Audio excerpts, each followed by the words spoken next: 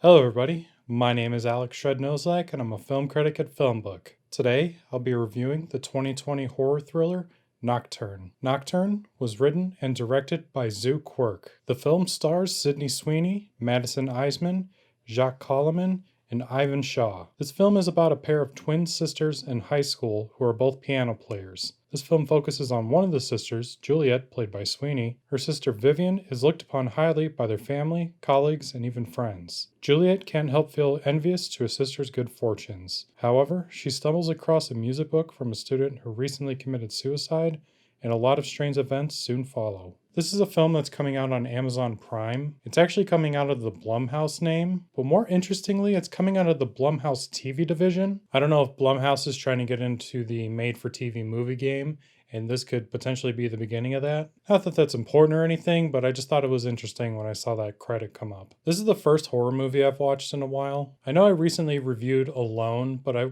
don't know if I'd really consider that a horror film. This film kind of rides that line too, but it does have a lot of supernatural horror elements in it. I'll start with the story. It's not the most original plot line. We have Juliet, who wants to become super great at becoming a piano player. And I would say this movie is very comparable to both Whiplash and Black Swan. It's kind of like if Whiplash and Black Swan had a child. But the interesting element about it is that it has a sibling rivalry in it. Juliet is very outcasty. You can just tell by how they did the costuming and makeup with her compared to her sister. She dresses very plain, clearly doesn't wear a lot of makeup, not like a super girly girl. And then you have her sister Vivian, who's kind of the complete opposite of that. She doesn't wear a lot of makeup, but you can tell she's definitely trying to impress boys. And the same thing can be said about her clothing choices too. So I will commend the art department in making that very, very clear between these two characters. Although I would say this movie is kind of lacking in where I felt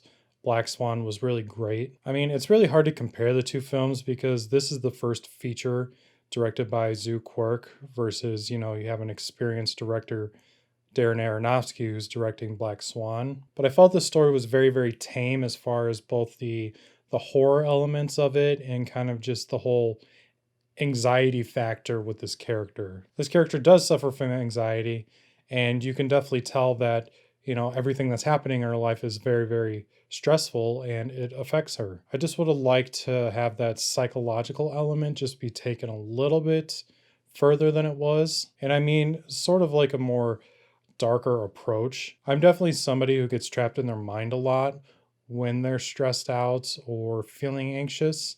And I just didn't really see that as much with this character. Don't get me wrong, Sydney Sweeney's performance is really good in this movie, but it's more so from the screenwriting perspective than it was with the presentation. Which, also, side note, nothing really about the movie, but I saw this girl and I'm like, man, she looks really familiar. I went to Flickster to try to look up what else she's been in. Of course, that was very unhelpful. And then just a quick Google search, I saw that she was in Euphoria. And her character in Euphoria is a lot different than the character in this film.